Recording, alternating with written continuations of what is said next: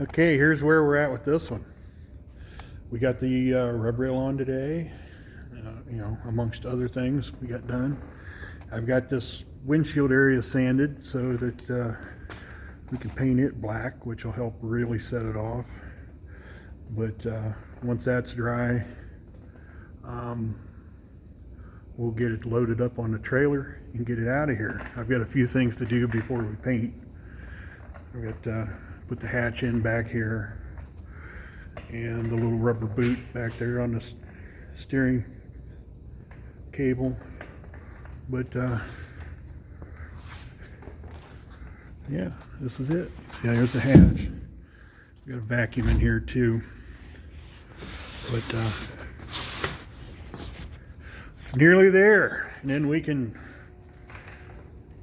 knock out the next three and move on to that red one. I definitely want to see this red one. I think it'll look super good, especially bring the black down that way through the point. But this rubrail, I think, really sets off the look of the boat.